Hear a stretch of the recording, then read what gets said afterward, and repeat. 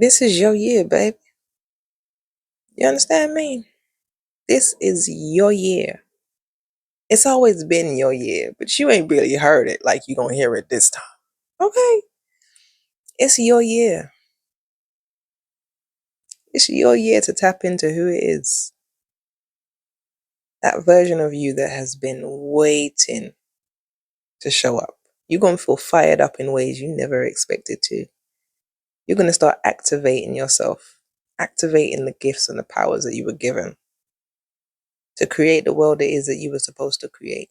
Now, the hope and prayer is that the world that you want to create is guiding you towards more fulfillment, more happiness, more joy. And in doing so, you create a world that allows other people to elevate too. You know, it's really your world, but the world you create is part of a co-creation. That's the part that we forget. We are co-creating the reality we live in. So it's important to do your spiritual work. It's important to know how to give yourself time and space to do the work you need to do. Okay? It's important. Time by yourself is important. But understand though, what I'm coming to learn is after you do the work and you release what needs to be released and you start to show up with new information, new wisdom that's helping you to create a better life for yourself, share that. Share it. Share the wisdom that you attain, whether that is by sharing your experience or sharing the vibration of that which you are now attuned to, whatever that looks like for you. For some, that might be communicating just like I am, but for others, that might just be showing up in your light. It's all good doing the work, but if you step out into the world and then you cloak yourself, you hide the healing, you hide because you are putting yourself in old territories. You're putting yourself in old familiar spaces where the person you were used to fit in. And for you to feel comfortable within those settings, you seem to dim or, conform. 2024, there is no conforming. This is where we are.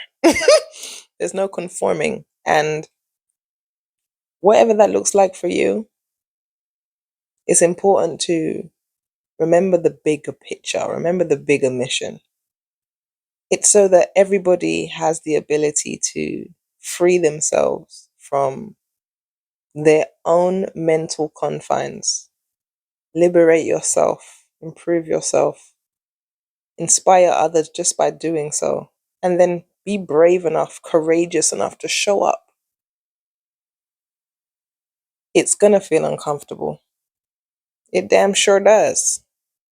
But there is a great knowing, there is such a great force on the other side of it that it's worth it. I have very little concern about who I've been and more concern about who I'm becoming, because I know what that version of me is set to do. The intention behind it is already ahead of me. It's knowing that the version of you that can bring more value and fruitful abundance to your loved ones and everybody that you come into connection with, that's worthwhile.